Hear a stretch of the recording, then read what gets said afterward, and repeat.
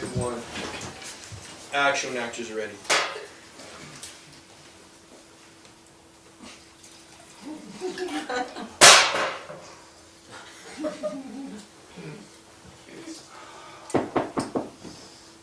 Come in. Mr. Stevenson? It's Dolores Fairchild, Mrs. Stevenson's attorney. Ah, yes.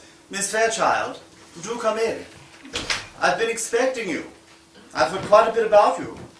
Good things, I hope. Nothing but. I must admit I've been doing my due diligence on you. Indeed, quite the reputation you've acquired for yourself. Yes.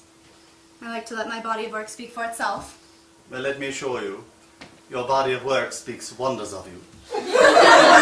Thank you. Brains and beauty, a stellar combination. Spare the niceties, Mr. Stevenson. I'm here on business. There'll always be time for business, Miss Fairchild. Why don't we get to know one another first? Mr. Stevenson. Jack, please. Call me Jack. Jack. I think it's best if we remain professional. As do I, Miss Fairchild. It is Ms. Fairchild, isn't it? I don't see how that has any bearing on the conversation, Mr. Stevenson.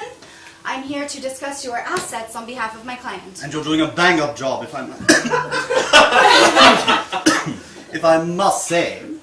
But don't you think it might be more fun if we were to discuss, say, your assets? I've heard of the way you manipulate women, Jack, so if you think it's going to work on me, you're wrong. I'm here to represent my client, and I plan to do just that. Loyalty, an admirable quality. Yes, well, your wife is making some vicious claims against you.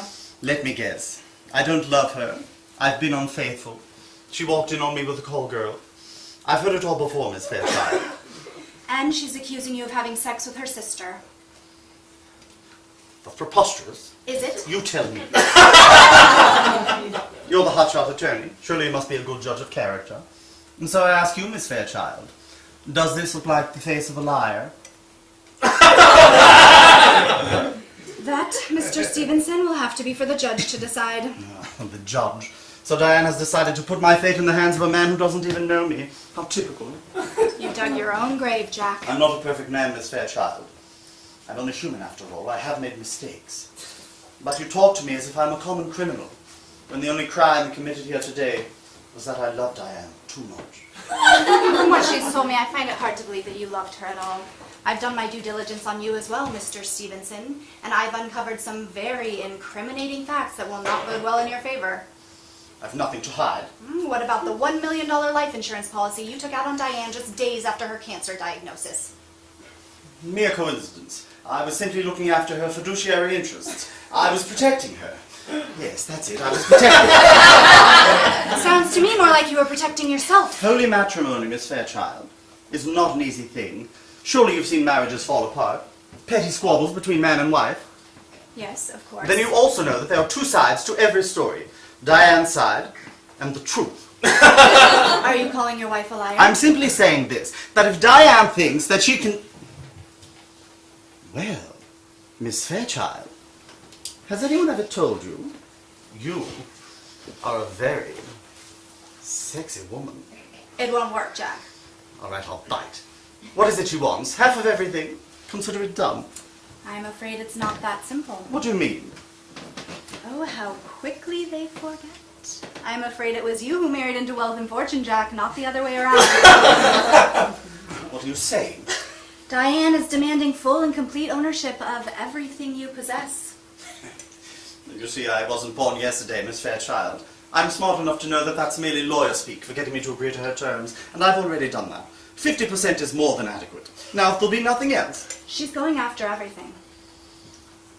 She wouldn't. She would, and she is. Everything. The car, the house, the private jet, and I'm here to ensure that she gets it. Well, don't worry, Miss Fairchild. I'll see to it that Diane gets exactly what's coming to her.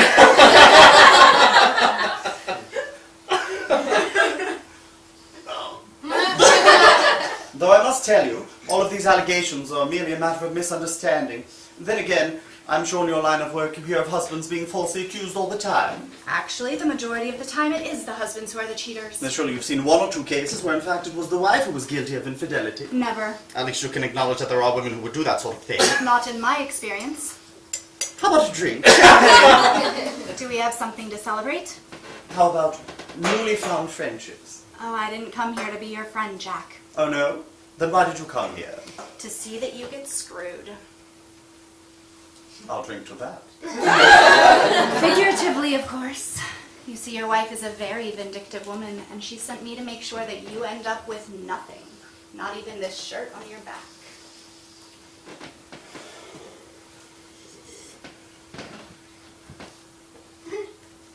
Not even the shirt on my back, you say? Miss Fairchild, I hope you don't mind, but I'm going to pour myself another cocktail. Can I offer you something? Oh, look what I've done. It appears I've spilt a glass of red wine on my trousers.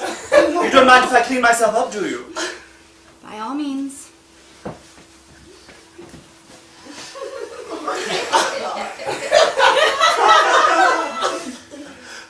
I do have other appointments to get to, so if we could... Miss Fairchild, it appears the red wine has soaked through to my underpants. There's a clean pair of undershorts on the table there in front of you. I hate to bother you, but would you mind handing them to me, please?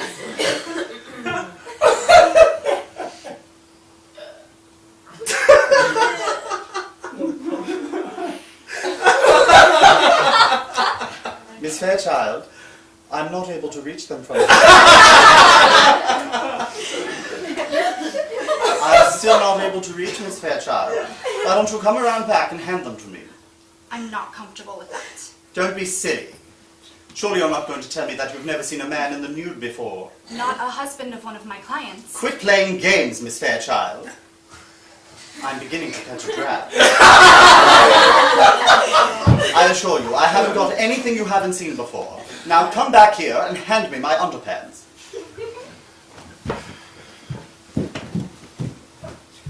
Thank you.